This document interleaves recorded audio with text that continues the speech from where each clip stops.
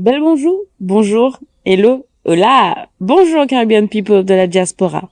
Je suis Elora, et oui, me voilà de retour. Sandrine étant en vacances, je la remplace momentanément. Merci à vous de suivre Caraïbes News. Voici notre sélection des faits d'actualité dans la région Caraïbe sur les 15 derniers jours, en Hawaï. Guadeloupe. 4 résolutions adoptées au 18e congrès des élus. Pierre-Yves Chicot, qui est professeur des universités et spécialiste du droit public, considère que cette journée marque un grand pas pour l'avenir de la Guadeloupe, malgré les coups d'éclat et les discours mitigés en début de journée. Il souligne que ceux qui sont partisans et respectueux du travail de fond ont été constants et ont défendu les intérêts du pays.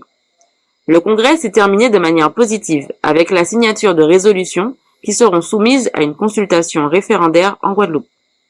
Ces résolutions portent sur des mesures d'adaptation et la création d'un pouvoir normatif autonome local, la répartition des compétences, l'architecture institutionnelle, ainsi que les hymnes et symboles de la Guadeloupe. Elles ont été votées à l'unanimité par les élus et doivent maintenant être entérinées en conseil. Les Caribéens au Royaume-Uni. Le Windrush Day, le 22 juin. Le Windrush Day est célébré au Royaume-Uni le 22 juin pour honorer l'arrivée des immigrants afro-caribéens en Grande-Bretagne après la Seconde Guerre mondiale. Le premier Windrush Day a eu lieu en 2018, après une campagne menée par Patrick Vernon. La journée commémore les contributions et les difficultés rencontrées par les Britanniques noirs dans le passé et le présent. Le 22 juin 1948, le navire Empire Windrush est arrivé au dock de Tilbury avec environ 500 immigrants caribéens, bien que les archives du navire montrent qu'il y avait plus d'un millier de passagers. Le gouvernement britannique a recruté des migrants afro-caribéens pour aider à reconstruire le pays après la guerre, mais ils ont été confrontés à la violence et à la discrimination. Patrick Vernon a fait campagne pour que la journée soit reconnue, et en 2018, le gouvernement a déclaré le 22 juin comme Windrush Day. La journée est observée avec des défilés et des événements, bien qu'elle ne soit pas un jour férié. Pour les Afro-Caribéens en France, cela devrait nous rappeler une période similaire, celle du Bumidum? Dites-nous ce que vous en pensez en commentaire. La Caraïbe.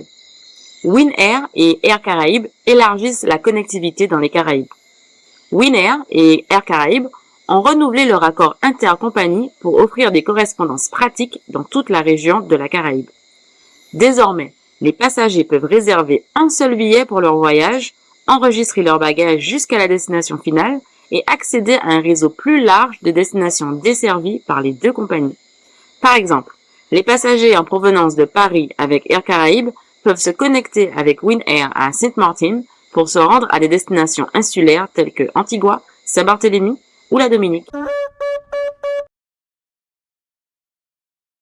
Beauté, un bel bonjour. Je m'appelle Nubia Meréor, je suis de Karukéra, je fais des envois à l'international de bijoux sur mesure en cristaux avec de magnifiques vibrations uniques et pour vous. Contactez-moi sur Nubia to Neptune sur Instagram. Haïti. Les États-Unis débloquent des fonds pour la mission de police kenyane en Haïti. Les États-Unis ont débloqué 109 millions de dollars pour soutenir une mission approuvée par les Nations Unies visant à rétablir l'ordre en Haïti. Cette mission, dirigée par le Kenya, verra le déploiement de 1000 policiers kenyans aux côtés de personnel de 8 autres pays. Cette décision intervient en dépit de l'opposition de membres du Congrès américain, de certains Haïtiens et même de contestations juridiques au Kenya. Les États-Unis ont promis un total de 300 millions de dollars pour cette mission qui vise à lutter contre la violence des gangs et à sécuriser les infrastructures clés du pays. Les Haïtiens restent méfiants en raison des interventions américaines passées, tandis que les critiques au Kenya affirment que le déploiement néglige leurs propres préoccupations en matière de sécurité. Le succès donc de la mission dépend de sa capacité à collaborer efficacement avec la police haïtienne et à gérer la crise humanitaire complexe. Affaire à suivre de très près. La Caraïbe. Certains pays de la Caraïbe harmonisent leur programme de citoyenneté par investissement, CBI.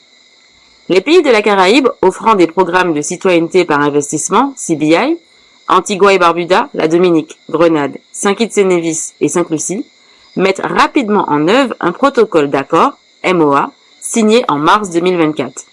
Le MOA vise à assurer la coopération, le partage d'informations et la supervision réglementaire.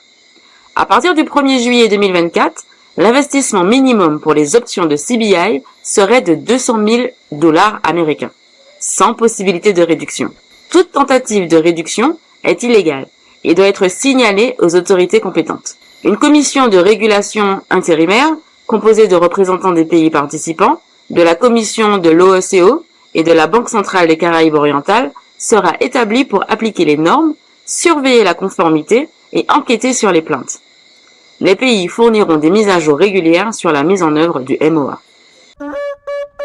Retrouvez le lien vers le média source de chaque information mentionnée ici dans la description de cette vidéo. Dites-nous ce que vous pensez des sujets abordés dans cette édition. Donnez-nous votre avis sur Caraïbes News de manière générale. On vous lira et on vous répondra. Et puis, n'oubliez pas que durant les semaines à venir, on vous prépare quelques petites attentions. On va vous révéler tout ça très très bientôt. Mais en attendant, restez connectés.